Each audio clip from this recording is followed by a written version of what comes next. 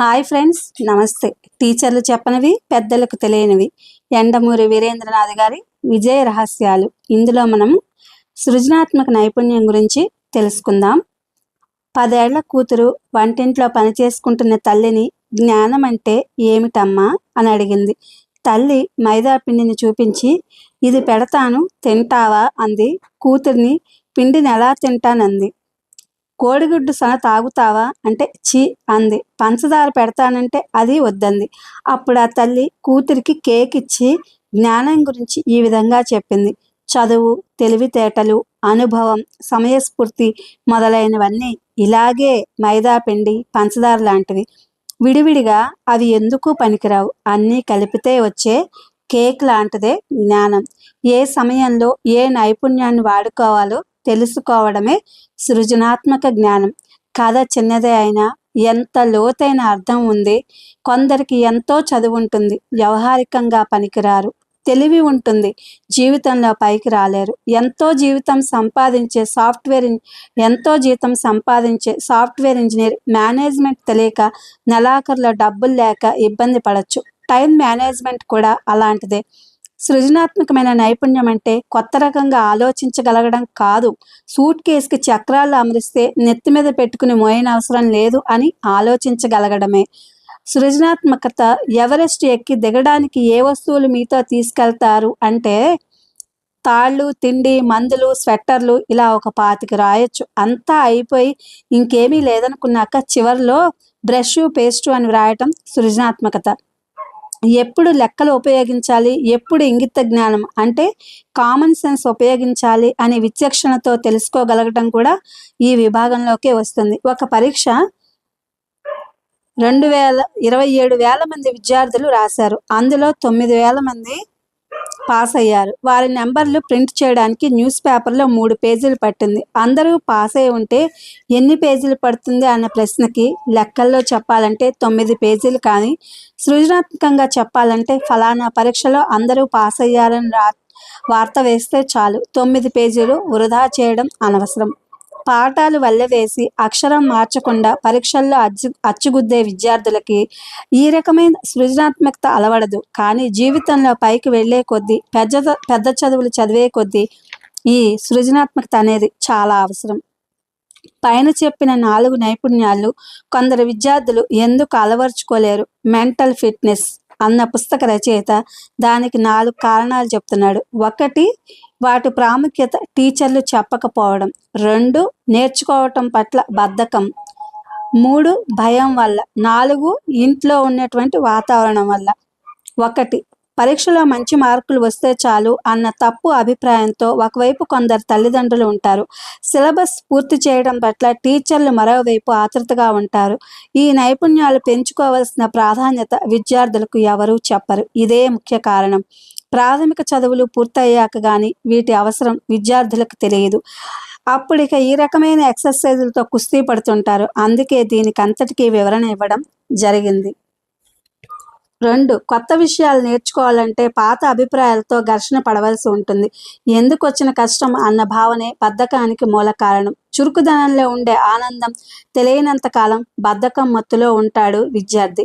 భయం 3వ కారణం. నలుగురిలో నవ్వుల పాలు అవుతామేమోనన్న భయం కొత్త ప్రయోగాలు చేయనివ్వకుండా అడ్డుపడుతూ ఉంటుంది. భయాన్ని జయించడానికి అన్నిటికన్నా ఉత్తమమైన మార్గం అందులోకి ప్రవేశించడమే.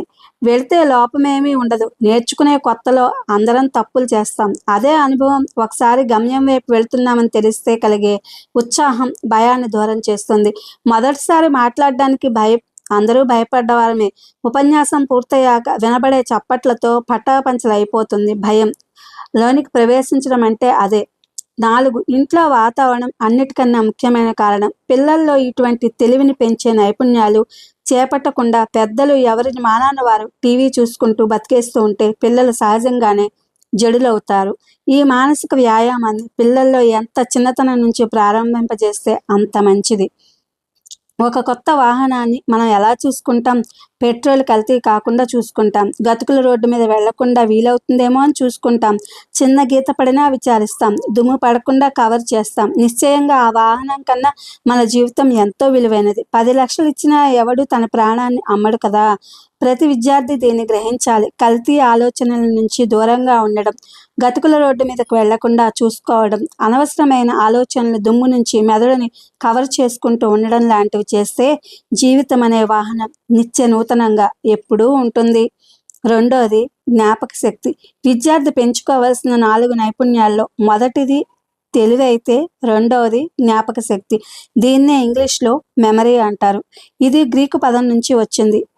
మెమోసైడ్ అన్న గ్రీకు దేవతకు గతం నుంచి వర్తమానం వరకు అంతా గుర్తుపెట్టుకోగలిగే శక్తి ఉందని ఆ ప్రజల నమ్మకం. జ్ఞాపక శక్తి అన్నది రోడ్డు పక్కన గొడ్డపీలకు ఏరుకునే వ్యక్తి లాంటిది. అవసరమైనవి వదిలేసి రంగురంగు ముక్కలు గోనె సంచిలో వేసుకుంటుంది అన్నాడొక తత్వవేత్త. సినిమా ఆర్టిస్టుల పేర్ల నుంచి క్రికెట్ వరకు అన్ని అనవసరమైన విషయాల్ని గుర్తుపెట్టుకున్న మెదడు పాఠ్యాంశాలని జ్ఞాపకం ఉంచుకోదు. అలా అని జీవితంలోని అందమైన అనుభూతుల్ని మర్చిపోమని కాదు. అనవసరమైన వాటిని వదిలిపెట్టగలగడం ఒక నైపుణ్యం. విద్యార్థే కాదు, నిజ జీవితంలో కూడా జ్ఞాపక శక్తి చాలా అవసరం. ఒక కాంట్రాక్టు నిమిత్తమై మిమ్మల్ని విదేశాలకు పంపినప్పుడు వారి క్రితం సంవత్సరం మీ కంపెనీ లాభం ఎంత అని అడిగి ఫైల్ చూసి చెప్తాను అనకూడదు కదా. అందువల్లే ఈ జ్ఞాపక శక్తి నైపుణ్యం గురించి మిమ్మల్ని ఇంటర్వ్యూలో ప్రశ్నించడం జరుగుతుంది. గాంధీ గారి తాతగారి పేరు ఏమిటో గుర్తుపెట్టుకోవాల్సిన అవసరం అభ్యర్థికి లేదు.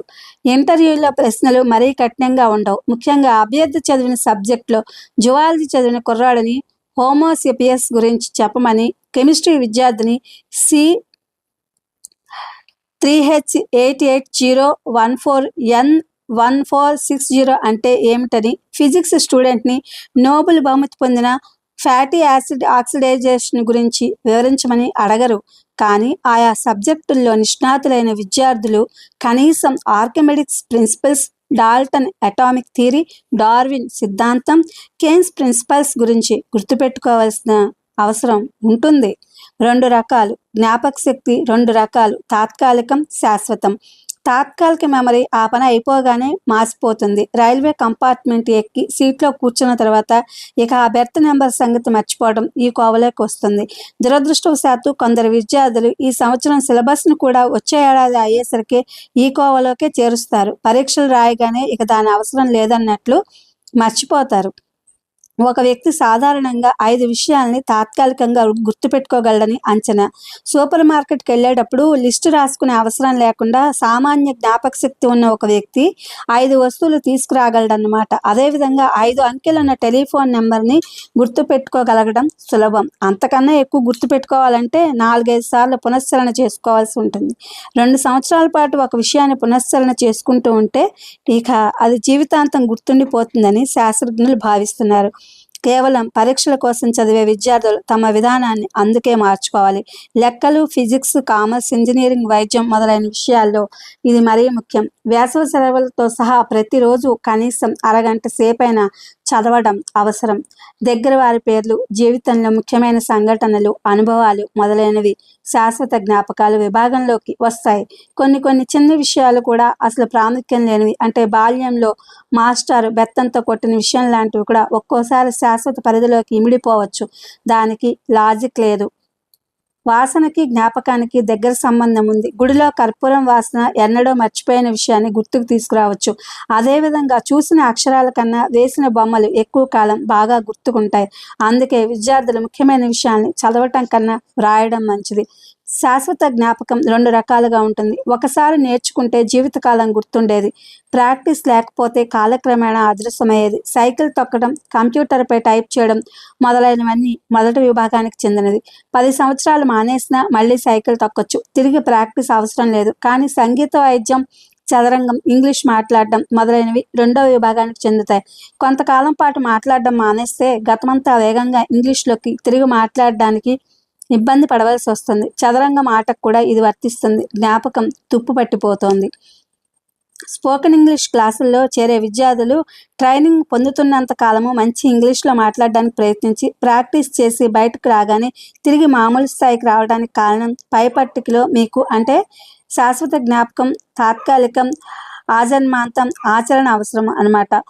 ఇంగ్లీష్ తెలియటం లేదు, ఇంగ్లీష్ మాట్లాడడం వేరు, వ్రాయటం మరీ కష్టం. ఇవన్నీ తప్పులు లేకుండా చేయాలంటే ప్రాక్టీస్ చాలా ముఖ్యం.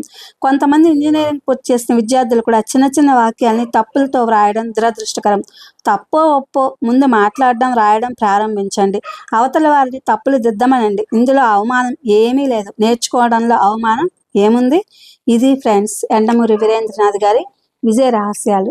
Thank you for watching.